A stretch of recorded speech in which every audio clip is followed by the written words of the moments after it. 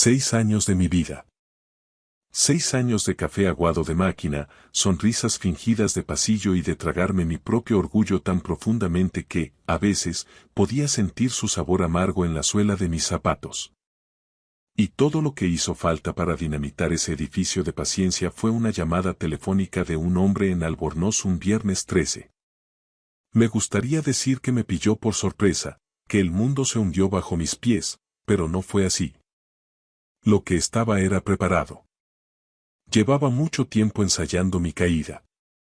Permíteme que retroceda un poco, porque esta historia no empieza en París, entre las luces del Sena.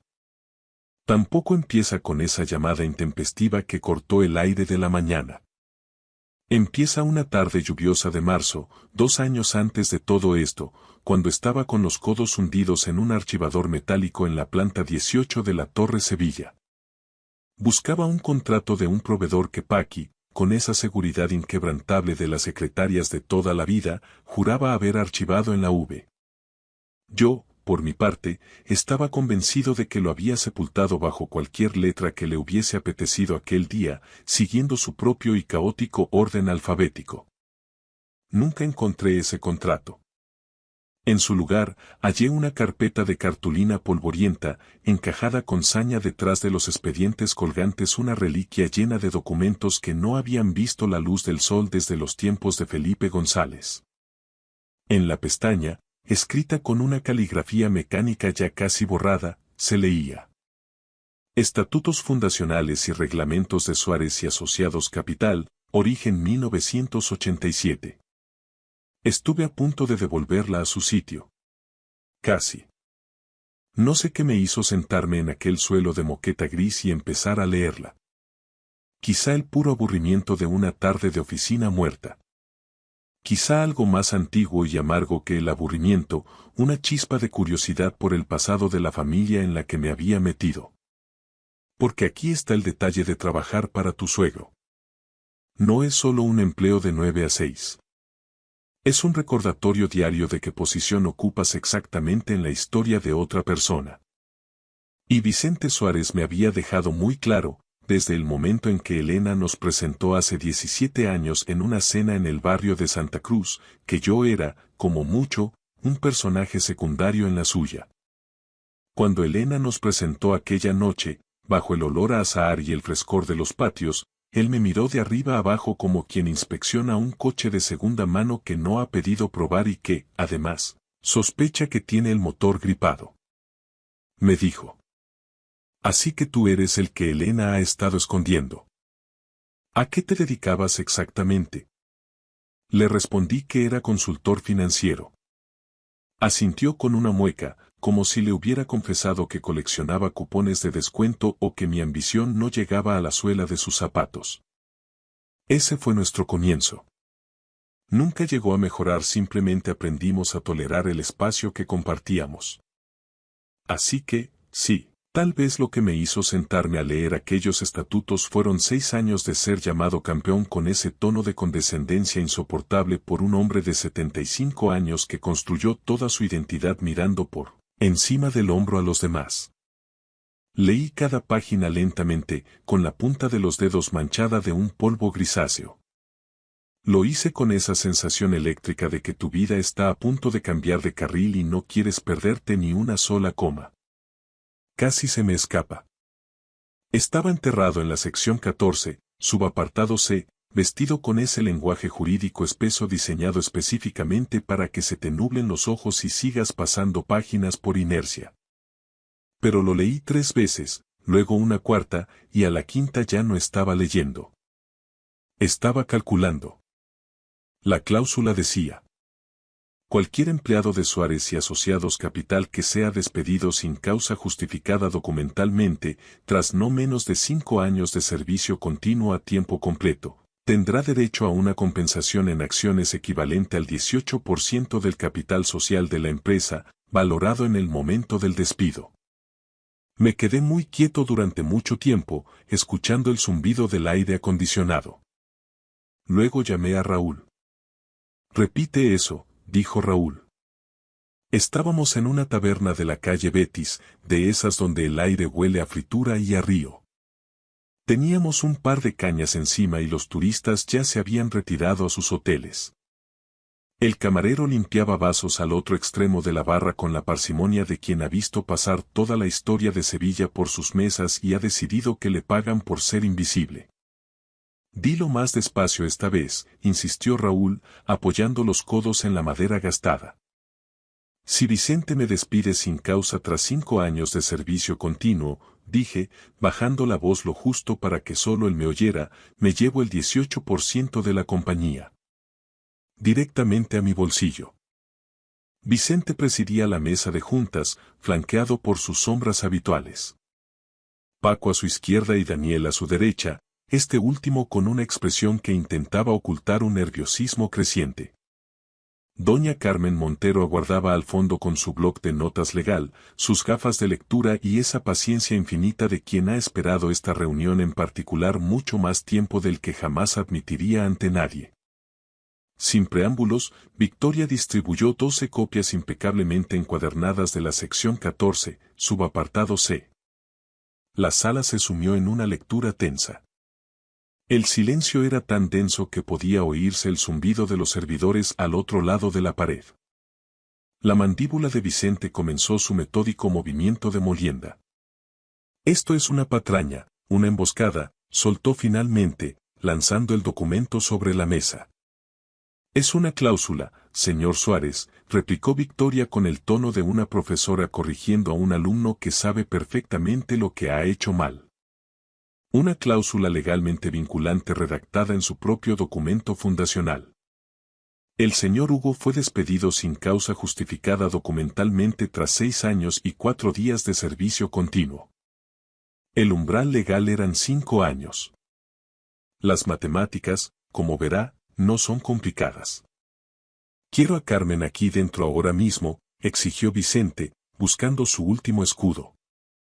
La puerta se abrió y Carmen Valdés entró en la sala con una dignidad imperturbable. Se sentó exactamente en el centro de la mesa larga, marcando una distancia equidistante entre Vicente y yo. Ese posicionamiento lo dijo todo antes de que abriera la boca. Diles que esto no se puede aplicar, Carmen. Ordénales que se retiren, ordenó Vicente con voz ronca. Carmen levantó la vista de su carpeta de cuero. La cláusula es plenamente aplicable, Vicente. He pasado los últimos 3 días buscando desesperadamente una grieta jurídica, una forma de decirte lo contrario, y sencillamente no existe. Lo dijo con la asepsia con la que un médico comunica una enfermedad terminal. De forma limpia, final. Lo siento. Algo cruzó el rostro de Vicente que no le había visto en 6 años. La expresión de un animal acorralado que se queda sin espacio para maniobrar. Se giró hacia mí y cometió el error fatal que los hombres de su estirpe siempre cometen cuando las paredes se cierran.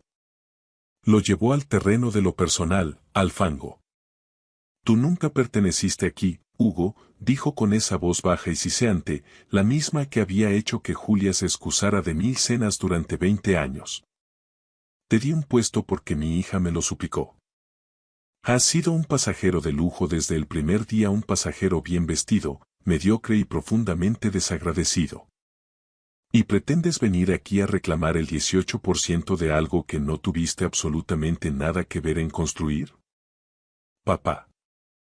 Todas las cabezas se giraron al unísono hacia el rincón del fondo. Elena estaba allí. Había permanecido en silencio durante toda la reunión, sentada tranquilamente en una silla auxiliar donde todos habían asumido que era una asistente de Victoria.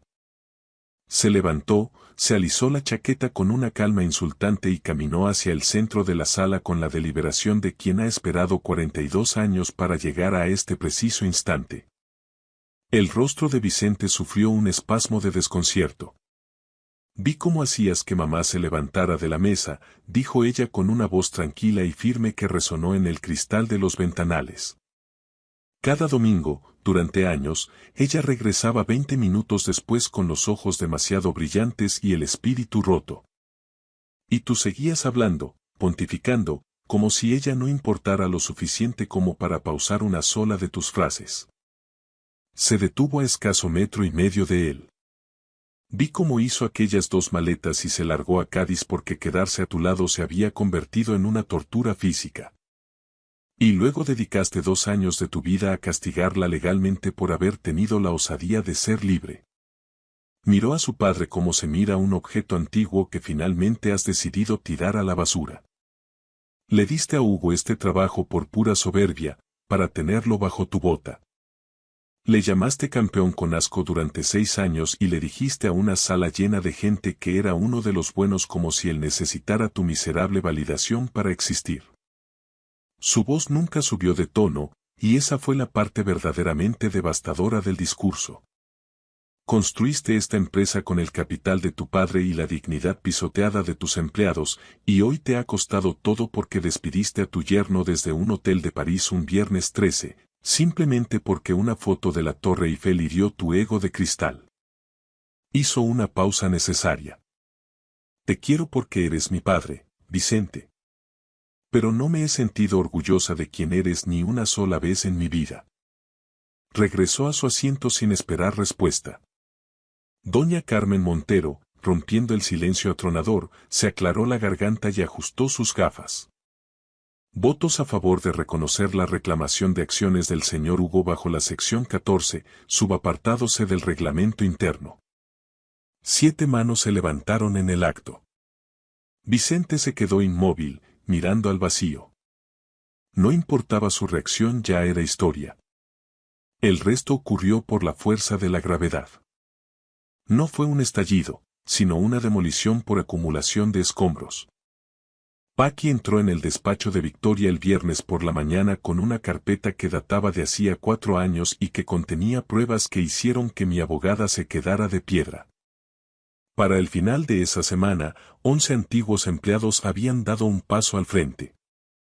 Denuncias por despidos improcedentes, entornos de trabajo hostiles y una queja por discriminación que llevaba 14 meses guardada en un cajón esperando este impulso. Cada caso individual era una piedra, juntos, eran una masa. Las facturas legales de Vicente se amontonaban cada día.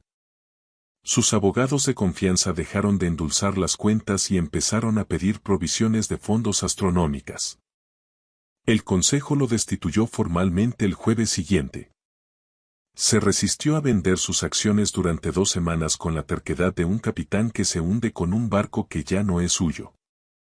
Finalmente, dejó de resistirse porque el orgullo es una mercancía cara y las cuentas ya no le salían. Vendió su participación a doña Carmen Montero discretamente un jueves por la tarde. Sin ceremonias, sin fotos de despedida, solo una firma en un documento en un edificio que ya había pasado página antes de que él se levantara de la silla para irse. Yo vendí mi 18% a doña Carmen 2 semanas después. Raúl me preguntó por qué lo hacía hasta 3 veces, subiendo el volumen de su voz en cada ocasión. Le di la misma respuesta las 3 veces. Nunca quise la empresa, Raúl. Solo quería la cláusula. Quería que un hombre que se ha pasado la vida empequeñeciendo a los demás finalmente tuviera que sentarse al mismo nivel que todos los que había despreciado. Eso ya había sucedido. El resto era simple papeleo. Lo que doña Carmen pagó por mis acciones fue más que suficiente.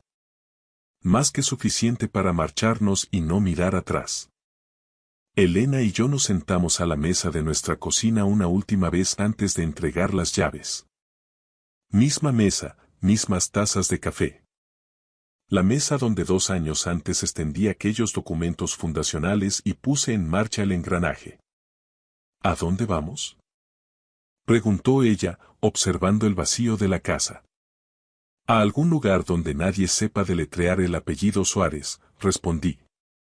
Miró por la ventana hacia los naranjos y la luz dorada de Sevilla. Luego dejó su taza con un golpe seco.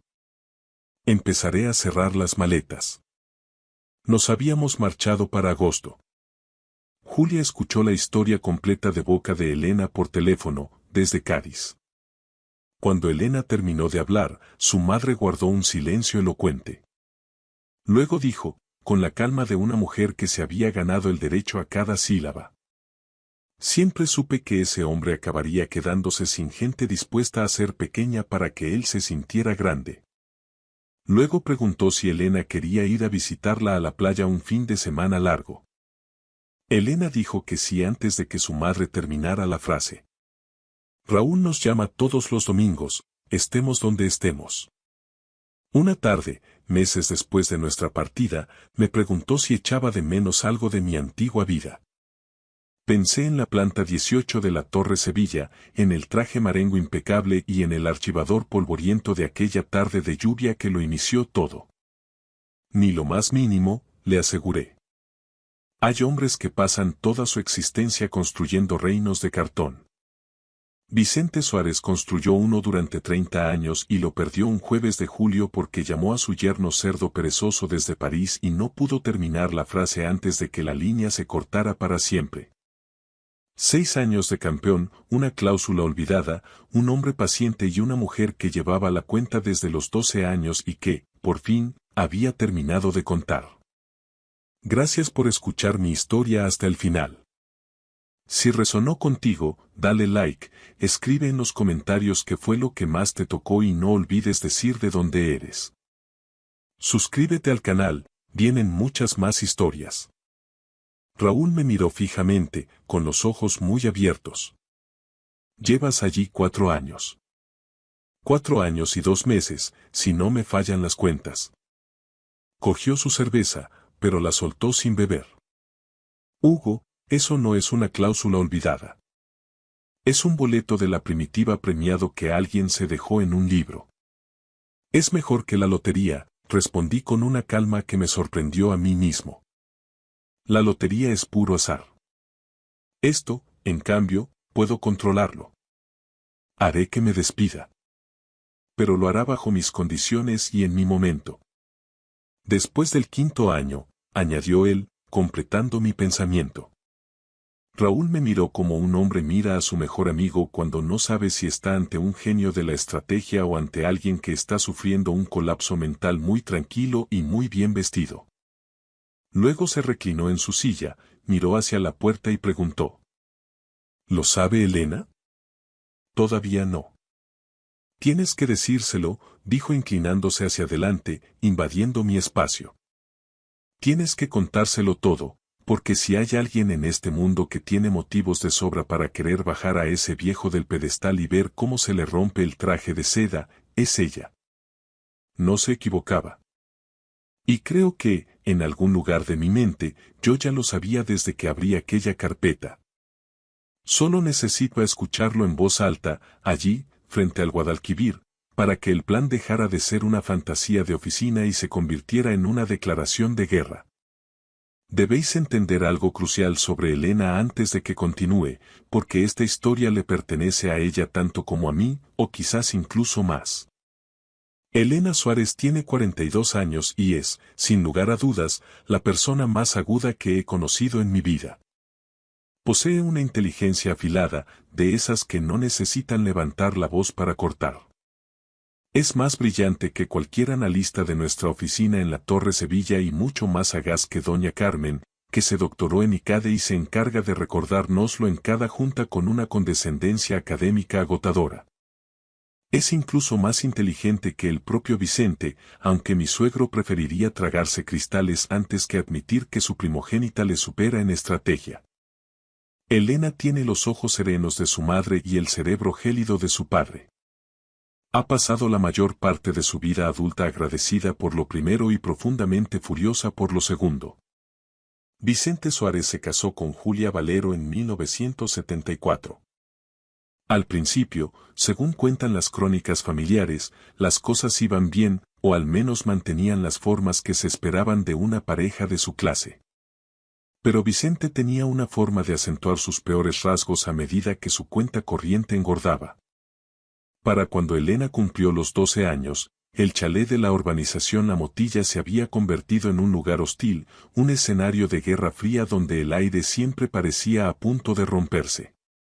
Vicente nunca pegaba, era demasiado controlado para eso, demasiado esclavo de su propia imagen pública de caballero sevillano. Lo que hacía era mucho más cruel y, sobre todo, difícil de probar ante un juez. Practicaba esa clase de crueldad psicológica que vive en el matiz del tono de voz, en el silencio prolongado tras una pregunta y en la forma específica en que un hombre puede hacer que una mujer se sienta como una carga absoluta simplemente con una mirada de soslayo. La interrumpía sistemáticamente en las cenas, la corregía delante de los invitados con una sonrisa falsa y la gestionaba como si fuera un activo tóxico de su cartera de valores. Fiscalizando cada céntimo, cuestionando cada desplazamiento y haciéndola sentir como un pasivo que él, por pura generosidad, elegía mantener a flote. Elena lo observaba todo desde su rincón. Registraba cada desplante, cada desprecio velado y cada momento de silencio sepulcral donde los hombros de su madre caían un centímetro más, antes de excusarse de la mesa para desaparecer en el baño y no volver en 20 minutos. Julia finalmente reunió el valor necesario y se marchó cuando Elena tenía 19 años. Hizo 2 maletas un miércoles por la mañana, aprovechando que Vicente estaba en el despacho dictando sentencias, condujo su coche hasta la casa de su hermana en Cádiz y pidió el divorcio 3 días después mediante un burofax. La respuesta de Vicente fue de manual. En público se comportó como la víctima herida, el marido abandonado y traicionado en privado, se convirtió en un litigante implacable. El acuerdo de divorcio tardó 2 años en cerrarse y le costó a Julia mucho más de lo que era justo, simplemente porque Vicente tenía mejores abogados, una paciencia infinita para el castigo y una ausencia total de remordimiento. Elena nunca lo perdonó. No del todo. Su historia no es como la de esas películas donde el padre y la hija se reconcilian en el tercer acto con un discurso lacrimógeno y un abrazo bajo la lluvia. El perdón que Vicente Suárez recibió de su hija fue de tipo estrictamente funcional. Es ese tipo de tregua que te permite sentarte a la mesa con alguien en Navidad sin clavarle el tenedor en la mano por el motivo equivocado. Mantenía la relación porque Julia se lo pidió expresamente para evitar más escándalos y porque Elena, siempre pragmática, entendía que quemar ese puente por completo le costaría más energía a ella que a él. Pero nunca olvidó. Nunca dejó de llevar la cuenta de cada humillación. Por eso, cuando me senté frente a ella en la mesa de nuestra cocina, con los documentos fundacionales de 1987 extendidos entre las tazas de café todavía humeantes, y le expliqué con detalle la sección 14, subapartado C, no se asustó. No entró en pánico ni buscó excusas morales. No me preguntó si estaba seguro de lo que decía. Lo leyó 3 veces, recorriendo las líneas con el dedo, más despacio que yo, saboreando cada palabra jurídica. Luego, levantó la vista y sus ojos brillaban con una luz que no le había visto en años. Nunca ha leído estos documentos, ¿verdad? No era una pregunta, era una confirmación de la debilidad del enemigo. Heredó la empresa, Elena, dije yo, recostándome en la silla. Lo heredó todo hecho. Nunca tuvo que luchar por los cimientos, así que nunca se molestó en mirar qué había debajo de la estructura. Algo se movió en el rostro de mi mujer. No era exactamente ira, era algo más viejo, una paciencia que había madurado durante décadas. Hizo que mi madre se sintiera una inútil, un lastre, durante 20 años, dijo en voz baja, casi para sí misma. Y a mí me ha hecho sentir que me había casado por debajo de mis posibilidades solo porque elegía a alguien que él no podía controlar ni había escogido a dedo. Te ha llamado campeón con esa sonrisita de asco durante 6 años, Hugo. 6 años tratándote como a un becario molesto. Volvió a mirar el papel, centrándose en el 18% de las acciones. Luego clavó su mirada en la mía. ¿Qué necesitas de mí para que esto funcione? Tenéis que entender cómo es exactamente Vicente Suárez para comprender la magnitud de nuestro juego. Tiene 75 años y conserva la complexión de un hombre que un buen día fue físicamente imponente. El problema es que nunca ha actualizado esa imagen de sí mismo. Mantiene una melena canosa, siempre impecable, que cuida con la dedicación religiosa que otros reservan a su salud cardiovascular. Luce un bronceado permanente, fruto de los fines de semana en su barco atracado en Puerto Cerry, Y posee el apretón de manos de un hombre que está firmemente convencido de que la firmeza física comunica dominación psicológica. Heredó Suárez y asociados de su propio padre, la hizo crecer durante los años dorados del ladrillo y el mercado financiero, y ha estado viviendo de las rentas de aquel éxito desde entonces, paseando su apellido por los palcos de la maestranza. Mira a todo el mundo por encima del hombro no es un gesto ocasional, es su estructura ósea. Necesita a alguien por debajo de él de la misma forma que un edificio necesita cimientos para no desplomarse. Si me nombró director de operaciones, no fue por mi talento, sino porque necesitaba a alguien cercano a quien culpar cuando las cosas se torcían en los informes trimestrales. Me dio el despacho de la esquina solo porque Elena insistió durante una cena familiar especialmente tensa, y él no fue capaz de decir que no ante el fantasma de Julia, es decir, ante el recuerdo de lo que su exmujer pensaría, aunque ella viviera feliz en Cádiz sin dedicarle un solo pensamiento. Me llamó uno de los buenos en la cena de Navidad de la empresa, delante de 43 empleados, y estoy seguro de que se fue a dormir pensando que había sido un alarde de generosidad cristiana. Aquel hombre no tenía la más mínima idea del caballo de Troya que vivía dentro de sus propios muros. El plan requería dos virtudes que pocos poseen a la vez: paciencia infinita y provocación quirúrgica. Necesitaba completar mi 6º año con un expediente impecable, mientras me convertía en alguien lo suficientemente irritante como para que el dedo de Vicente en el gatillo del despido estuviera siempre caliente. No debía darle motivos para un despido procedente, nada de robos, faltas de asistencia o insultos, solo lo justo para mantener su sangre hirviendo a fuego lento. Elena lo bautizó como agravamiento estratégico. Yo lo llamé la actuación más agotadora de mi vida. Durante 2 años completos, hice todo bien sobre el papel y todo mal para las tripas de Vicente. Cuestionaba sus decisiones en las juntas de estrategia, siempre con una educación exquisita y apoyándome en datos irrefutables, lo cual es, para un hombre de su ego, mucho peor que un insulto directo. Ponía en copia a doña Carmen en correos electrónicos que Vicente hubiera preferido mantener en la informalidad del tú y yo. Empecé a tomarme mi hora completa para almorzar, fuera de la oficina, cada santo día. Dejé de reírme de sus rancias anécdotas de golf. Y, lo más imperdonable de todo en su código de valores, empecé a llegar exactamente a las 9 y a marcharme exactamente a las 18. En el universo de Vicente Suárez, no echar horas era básicamente una declaración de guerra que legalmente no podía aceptar como falta. Te noto diferente últimamente, me soltó una mañana, removiendo su café con la parsimonia de quien ha visto demasiadas películas de gánsteres poderosos. ¿Tienes algo en esa cabeza tuya, campeón? Solo estoy centrado en los números, Vicente, respondí sin apartar la vista de la pantalla. Y los números parecen sólidos. No le gustó la respuesta. Me quería ver nervioso, sudando por su aprobación. En lugar de eso, le di competencia y eficiencia fría, y la competencia ajena le enfurecía más que cualquier otra cosa.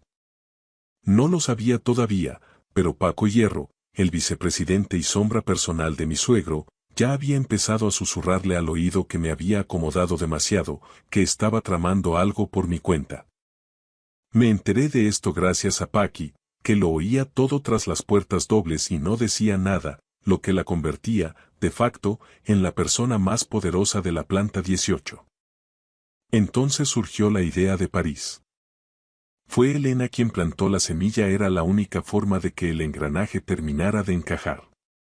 Lo sacó durante un almuerzo dominical en casa de Vicente, una de esas mansiones en la Motilla que tienen nombre propio en la entrada en lugar de número. Y lo hizo como lo hacía todo. Sin dramas, soltándolo en mitad de la conversación como quien deja caer una piedra en un pozo profundo. Hugo nunca se ha tomado unas vacaciones de verdad, dijo ella, rellenando su copa de agua con una calma insultante. En 6 años, ni siquiera ha pedido un puente largo. Quiero que vayamos a París. 2 semanas enteras. Concha, la segunda esposa de Vicente, una mujer agradable de Málaga que había aprendido pronto que en esa mesa era mejor no tener opiniones propias, pareció encantada con la idea. Oh, qué romántico, París en esta época debe de estar precioso. Vicente, que estaba cortando su solomillo al punto, se detuvo en seco. 2 semanas es mucho tiempo para estar fuera de la oficina, Elena. Las cosas están movidas. Recursos Humanos ha confirmado que Hugo tiene 31 días de vacaciones acumuladas sin usar, replicó Elena con un tono clínico. Carmen ya ha dado el visto bueno administrativo. Está todo aprobado. ¿Verdad, Hugo? Todo aprobado, confirmé, tomando un sorbo tranquilo de mi Rioja. Vicente me miró a través de la mesa. Fue una mirada larga, pesada, cargada de todo lo que no podía decir delante de su hija y su mujer. Sostuve su mirada lo justo para mostrar que estaba cómodo, pero no tanto como para que pudiera acusarme de insolencia. Volvió a su plato, pinchando la carne con más fuerza de la necesaria. Divertíos, dijo, y le costó tanto pronunciarlo que casi pude oír el crujido de sus dientes. Le estaba costando el control absoluto de su feudo. Solo que todavía no sabía que ese era solo el principio del fin. Aterrizamos en París el viernes, 6 de junio, dejando atrás el calor pegajoso que ya empezaba a adueñarse de las calles de Sevilla. Elena y yo nos instalamos en un pequeño hotel boutique cerca del Sena, de esos con contraventanas de madera y vistas a los tejados de pizarra. Aquella primera noche, apoyados en la barandilla de hierro forjado de nuestro balcón, ella brindó conmigo con una copa de champaña y me lanzó la pregunta que sobrevolaba nuestras maletas desde que salimos de casa. ¿Cuántos días se ve el Montes que aguantará, Hugo? 8, respondí con total seguridad. Al 8º, llamará. ¿Estás seguro? Elena arqueó una ceja, divertida. Raúl apostaba a que no pasaría de las 72 horas antes de que el ego le supurara y no pudiera contenerse más. Yo le doy 8 días. Lo conozco por sus silencios, no por sus gritos. Necesita que la ausencia le escueza lo suficiente como para sentirse justificado en su ira. Ella sonrió. Fue una sonrisa de las de verdad, de las que iluminan la cara y borran el cansancio. Una de esas sonrisas que 6 años de cenas dominicales con el patriarca habían vuelto tan raras que yo llevaba la cuenta de cada una de ellas como si fueran pepitas de oro. El segundo día, le envié a Vicente una foto de la Torre Eiffel bañada por la luz del atardecer. Añadí un texto escueto. Ciudad increíble. Muy recomendable para desconectar de todo. No hubo respuesta, ni siquiera el doble cheque azul de confirmación, pero sabía que la estaba mirando. El cuarto día, hice que Paqui pospusiera 3 reuniones estratégicas para la semana siguiente, alegando que necesitaba consultar unos flecos en persona al volver. Sabía perfectamente que esa información viajaría a través de Paco Hierro hasta el despacho de Vicente como el agua que busca desesperadamente su cauce. El sexto día, Elena le envió a Concha un video desde un restaurante en una azotea con vistas a Montmartre. Concha, en su papel de mensajera involuntaria, se lo envió a Vicente en menos de 1 hora. Siempre lo hace. Su necesidad de compartir la felicidad ajena es el radar perfecto para los celos de su marido. El 8º día fue, efectivamente, el viernes, 13 de junio. Estaba en el balcón, con un café humeante en la mano, viendo cómo París despertaba entre brumas plateadas cuando mi teléfono rompió el silencio de la mañana. Miré la pantalla.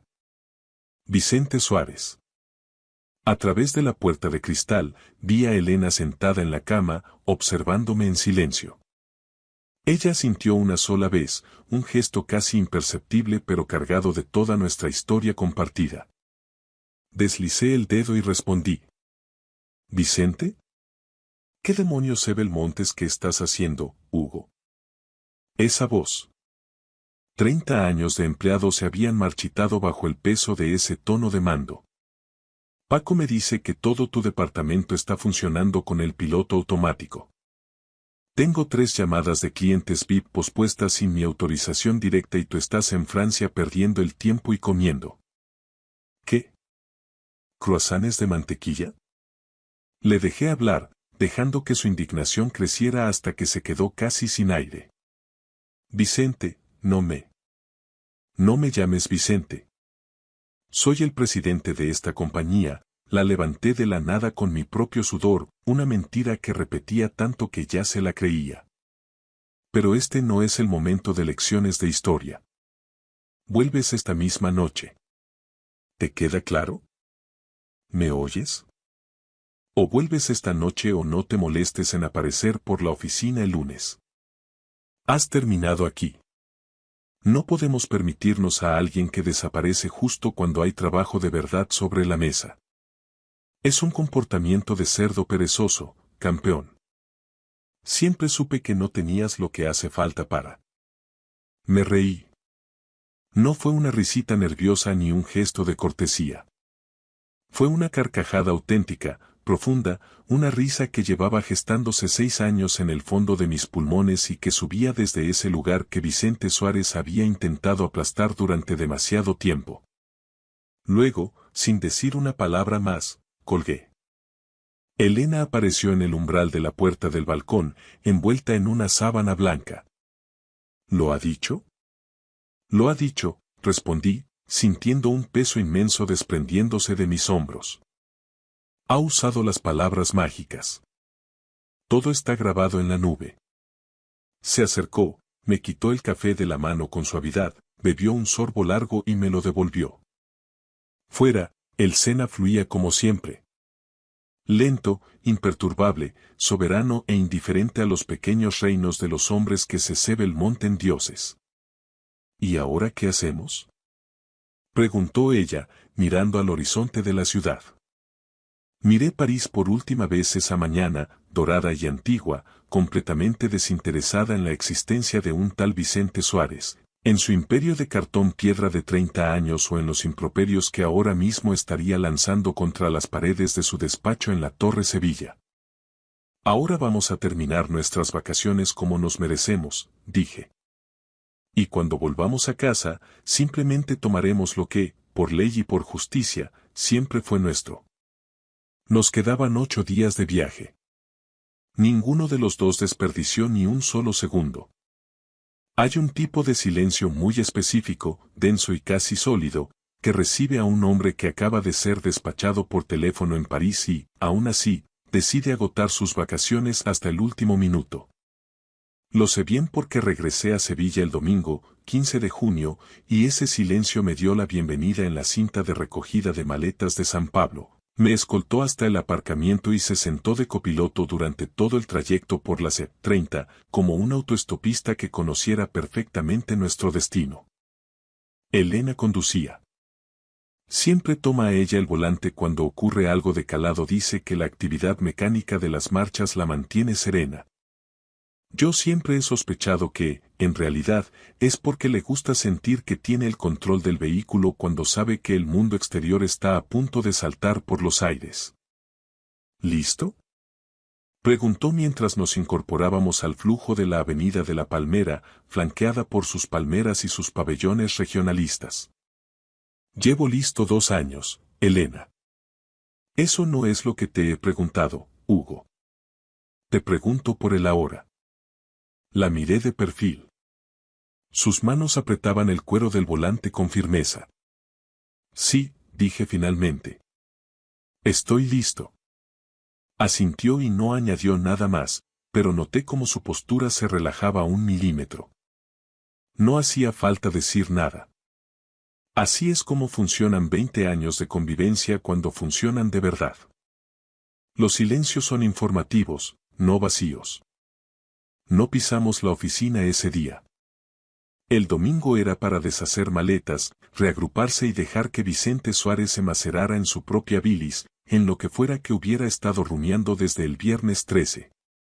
Había aprendido en 6 años que el arma más letal contra un hombre que necesita ejercer un control absoluto es negarle la interacción. Ni llamadas de disculpa, ni correos justificativos, ni súplicas de clemencia. Nada. Y la nada, para un narcisista como Vicente, resulta absolutamente ensordecedora. Raúl apareció esa noche por casa con una botella de un reserva de la Ribera del Duero y la energía eléctrica de quien ha pasado 8 días contando los minutos para recibir el informe de daños. Cuéntamelo todo, paso por paso, dijo, apoderándose de mi sillón orejero como si fuera de su propiedad. Empieza por el momento exacto de la llamada. Se lo relaté con lujo de detalles. Cuando llegué al punto en el que solté la carcajada y le colgué sin darle opción a réplica, Raúl se cubrió el rostro con ambas manos y emitió un sonido gutural, a medio camino entre el pánico y la admiración. «Le has colgado a Vicente Suárez», susurró. En mitad de una de sus sentencias inapelables. Técnicamente, le corté justo antes de que terminara de insultarme, maticé con una sonrisa. Raúl miró a Elena, buscando cordura. ¿Siempre es así de temerario? Llevamos 20 años juntos, Raúl, respondió ella mientras servía las copas con pulso de cirujano. Te acabas acostumbrando a su forma de medir los tiempos. Brindamos los tres por la sección 14, subapartado C, como si fuera un salmo religioso. Durante casi una hora, sentados en nuestro salón mientras el ventilador de techo cortaba el aire pesado y Sevilla rugía con su calor de junio tras los ventanales, todo pareció casi demasiado sencillo. No lo sabía en ese instante, pero la palabra fácil estaba a punto de tomarse una excedencia indefinida. Lunes, 16 de junio. El primer día del resto de la vida de Vicente Suárez, aunque él todavía lo ignorase. Me puse mi mejor traje, el de color gris marengo que Elena me regaló hace 3 navidades y que mi suegro, en un alarde de su habitual tacto, tildó una vez de excesivo para alguien en tu posición. Conduje hasta el centro, aparqué en mi plaza de siempre y subí en el ascensor de cristal hasta la planta 18. Crucé el umbral de Suárez y Asociados Capital con el paso de quien no tiene nada que ocultar. A las 8:59 en punto, la recepción se sumió en un silencio sepulcral, ese tipo de vacío sonoro que se produce en un restaurante cuando entra alguien a quien todos reconocen pero nadie se atreve a saludar. Paqui, mi secretaria, estaba tras su mesa. Al verme, sus ojos recorrieron 3 estados anímicos en segundos. Alivio puro, pánico absoluto y, finalmente, esa máscara de profesionalidad gélida que le había costado 15 años perfeccionar. Era buena, pero yo conocía sus tics. Buenos días, Paqui, dije, dejando mi maletín sobre su mostrador. Señor Suárez. Balbuceó con cautela. No estábamos seguros de si contábamos con usted hoy. ¿Y por qué no iba a ser así? Abrió la boca, la cerró sin emitir sonido y lanzó una mirada fugaz hacia el fondo del pasillo, donde se alzaban las puertas dobles del despacho de Vicente. El señor Suárez ha convocado una reunión de urgencia con todos los directores a las 9. Excelente noticia, repuse. Me encantan las reuniones de directores a primera hora. Me dirigí allí sin esperar invitación. La sala de juntas tiene ventanales que van del suelo al techo con unas vistas espectaculares del Guadalquivir, una estampa que nadie se atreve a mirar porque Vicente Suárez tiende a llenar cualquier estancia con su presencia, como un frente nuboso que acapara todo el pronóstico meteorológico. Estaba de pie, presidiendo la mesa, con sus gafas de lectura y una montaña de informes delante. Aparentaba cada uno de sus 75 años, aunque su postura gritaba que se negaba a ceder un solo centímetro de terreno. Paco Hierro estaba a su izquierda, con cara de no haber dormido. Daniel, el eterno aspirante, se había posicionado exactamente un asiento más cerca de Vicente que los demás, como un satélite buscando calor. Doña Carmen, la directora jurídica y la única persona en esa sala cuyo criterio legal importaba realmente, estaba al fondo, consultando su teléfono con ese desinterés quirúrgico de quien ya ha sobrevivido a 3 sucesiones empresariales. Había 7 personas en la sala. Fuimos 8 en cuanto puse un pie dentro. Vicente levantó la vista. Y esto es lo que quiero subrayar. El hombre no pestañeó. 7 décadas de autoridad incontestable le habían esculpido un rostro que no registraba la sorpresa de forma vulgar. Lo que cruzó sus facciones fue una recalibración lenta, el gesto de un jugador de ajedrez que descubre que su oponente ha hecho un movimiento prohibido y duda entre llamar al árbitro o volcar el tablero. Eligió el ataque. Hugo, pronunció, con el mismo tono que se usa para reprender a un perro que ha mordido la correa. Vicente, respondí, con la entonación que se le dedica a un hombre que aún no sabe que su imperio es de humo. Me senté con total parsimonia y me serví café de la jarra térmica. Vertí el líquido despacio, dejando que el aroma llenara el silencio. Nadie se atrevió a decir una palabra. Paco Hierro escudriñaba su bloc de notas como si buscara en él un mensaje de salvación divina. Fuiste despedido, Hugo, dijo Vicente en voz baja, una amenaza contenida que resultaba más inquietante que un grito. Fui despedido por teléfono, corregí, mientras disfrutaba de unas vacaciones aprobadas por escrito. Efectivamente. Despedido. Tomé un sorbo de café, saboreándolo. Está muy bueno este café. ¿Hemos cambiado de proveedor en mi ausencia? No es el momento para ironías, Hugo. Intervino Paco, intentando ganar puntos. Paco, le cortó Vicente en seco, y Paco se encogió al instante. Mi suegro mantuvo sus ojos clavados en los míos. Estás fuera. Eso significa que ya no trabajas aquí. Significa que esta no es tu silla, ni tu reunión, ni tu café. Y ahora, me gustaría que abandonaras el edificio por tu propio pie antes de que llame a seguridad. Por supuesto, dije, levantándome y abotonándome la chaqueta con calma. Pero antes, me gustaría tener unas palabras con doña Carmen. Carmen Valdés, para ser exactos. Mi directora jurídica. Necesito una reunión con ella esta misma mañana para tratar unos flecos de mi baja. Temas de recursos humanos. Cuestiones rutinarias.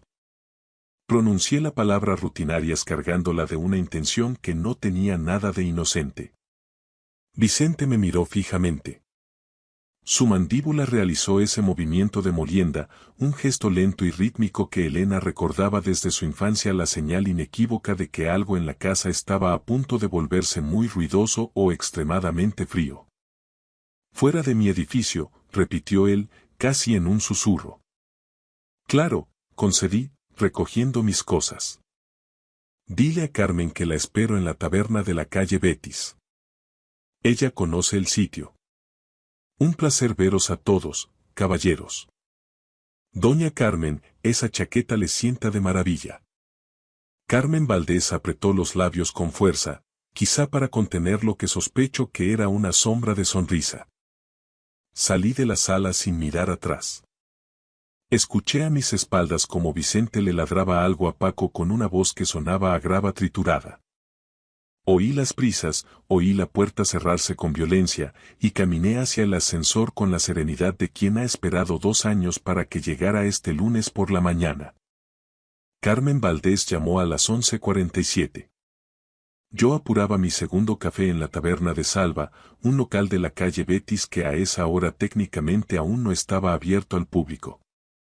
Salva, un hombre corpulento y de pocas palabras que le debía un favor eterno a Raúl por una historia de juventud que nunca me habían contado del todo, me había permitido sentarme en la barra a cambio de una tertulia circular sobre los últimos fichajes del Betis y el calor que se avecinaba.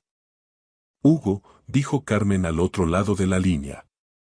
Tenía esa voz de cirujana veterana que ha dado malas noticias tantas veces que ha terminado por adoptar un tono asépticamente neutral.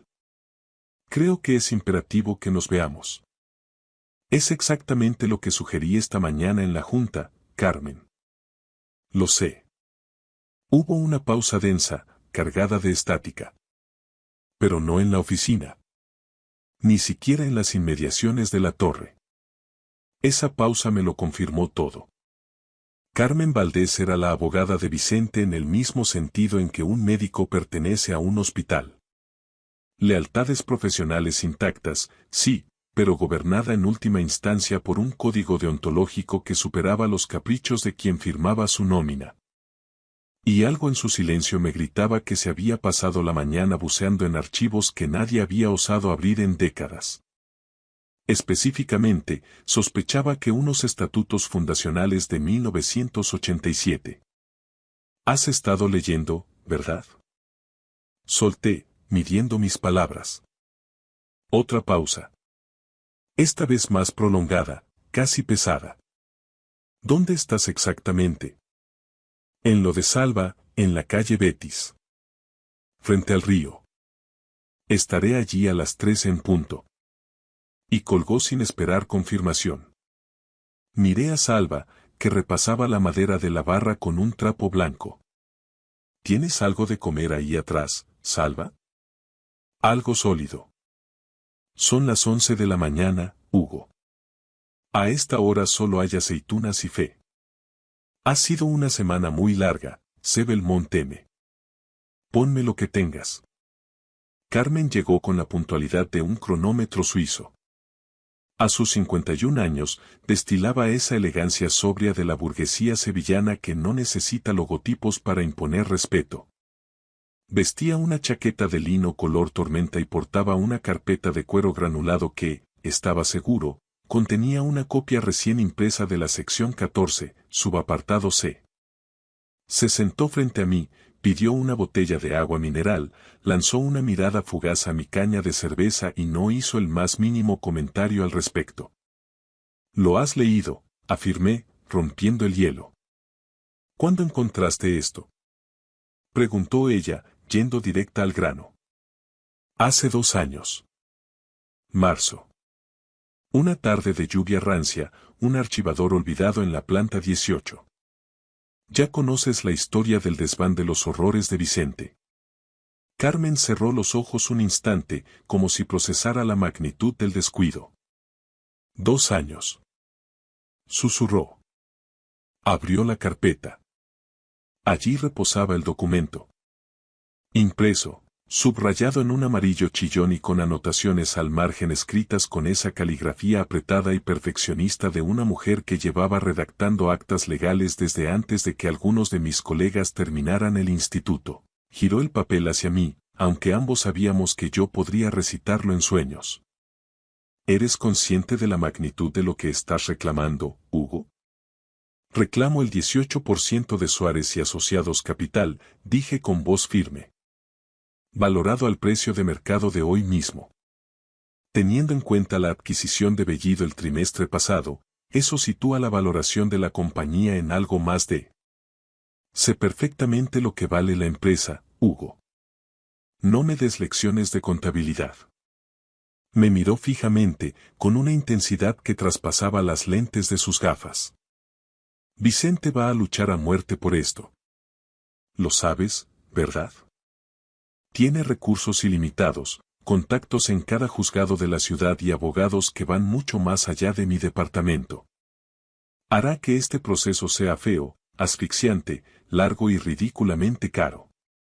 Me incliné hacia adelante, invadiendo su espacio de seguridad. Carmen, encontré esa cláusula hace 700 días. He pasado cada uno de esos días construyendo un expediente laboral que es una obra de arte. He documentado cada revisión de desempeño positiva, cada felicitación por escrito, cada ausencia aprobada por recursos humanos.